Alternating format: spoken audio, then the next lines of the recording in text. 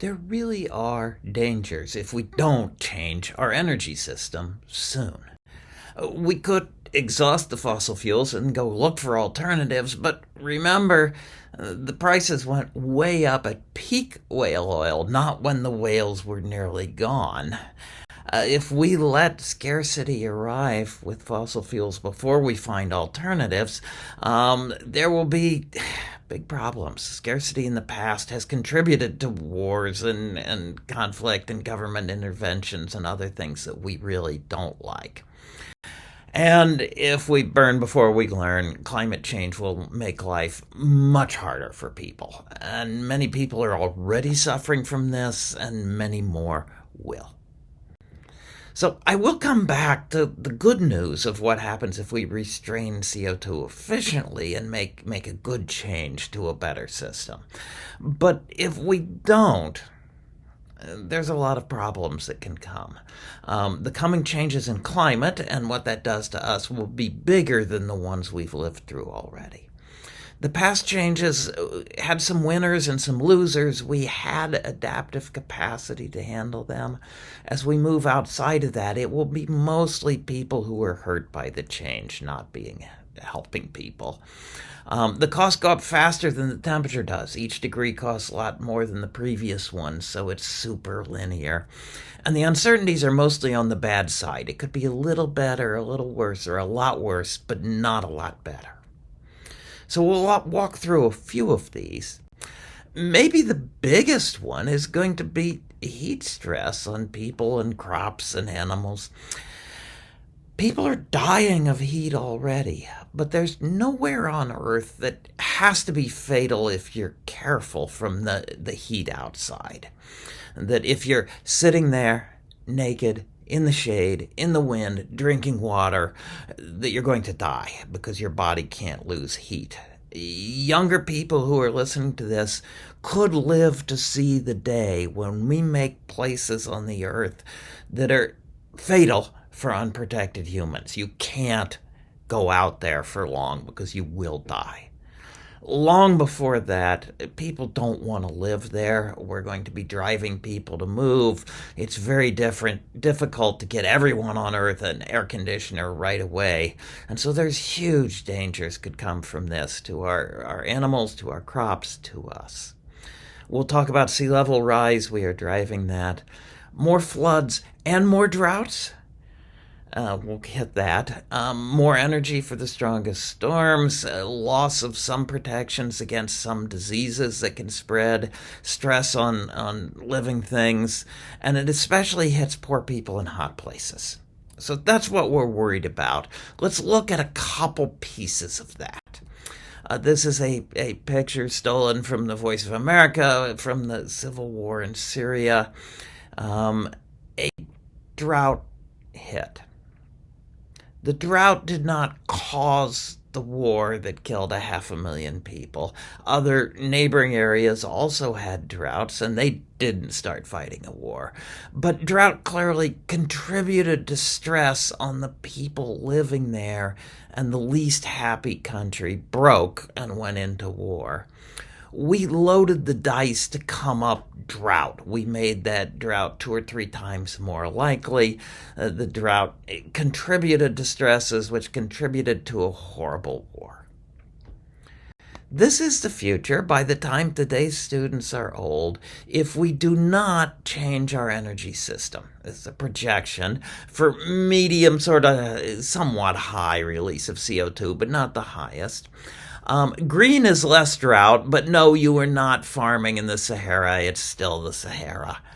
Every other color on here is more drought, and as it goes towards reds and purples, it's a lot more drought.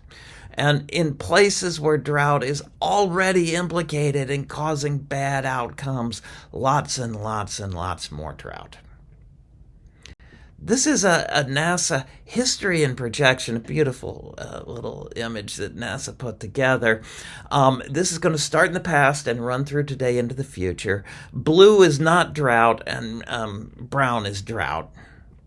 And so here we come. We're going to zoom in. We're going to start in 1950, and we're going to run up through today and into the future, and this is again as if we don't change our energy system. And no, you are not moving all the cornfields of Iowa and Illinois up into Alaska. They do not have the soils for that. This is a really bad thing if it happens. Drought can contribute to fire. And this one is pointing out great increases in the weeks that will have good weather for really big fires if we don't change our energy system, including fires running up the Appalachians and up the Atlantic coast. You could see spread of what we think of as happening out west could be coming to the east if we don't change our energy system. Now, you get the fires in part because it dries out fast. Any clothes dryer or hair dryer has a heating element to dry it out faster. But when it rains in a warmer world, the air has more water because it's warmer, and that gives more intense rainfall. And so this one in the upper left is showing the changes that have happened in intense rainfall, the most intense rainfall. And in fact, every part of the U.S., every big region has seen an increase in the most intense rainfall. In this plot down here is the changes expected if we don't change our energy system. Again, we're expecting lots more intense rainfall. That contributes to floods. This is something that came out of a group called the First Street Foundation, a non-governmental organization. And this is looking with better mapping and this increase in intensity of rainfall at the people who think that their property is safe from flooding, but it's really not. And regions of the U.S. Have hidden flood risk. Up to 40% of the properties in some counties, people think they're safe, but they're not. Now, the sea is rising.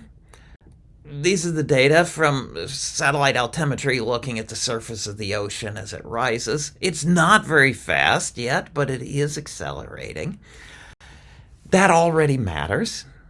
This is not a canal, it's a street. This is not a storm, it's a high tide.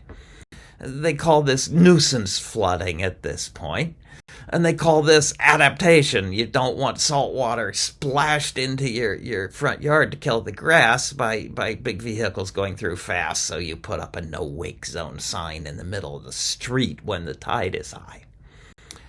This one, I've stolen some of these pictures under fair use. This one is from the Miami Herald. This is not a storm again. The octopus was not thrown here by hockey fans. It swam in on a high tide. Having salt water around the base of the pillars that support the building might make you nervous, but they still call this nuisance flooding. And then at some point, the rise in sea level starts causing big problems. The costs go up faster than the ocean, faster than the temperature. And now it's billions and billions and billions of dollars to fix the water system and to relocate roads and other big problems that happen. This is another of these pictures that I've taken from out there in the real world. I'm glad I was not this peace officer in this hurricane. This particular hurricane did not get into New Orleans.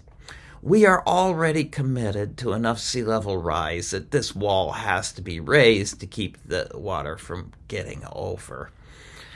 But our work here at Penn State and elsewhere on the possibility of ice sheet collapse says that there is a possibility in the next 100 years or so, and certainly beyond that, of sea level rise that would blast out of this picture. Huge rise.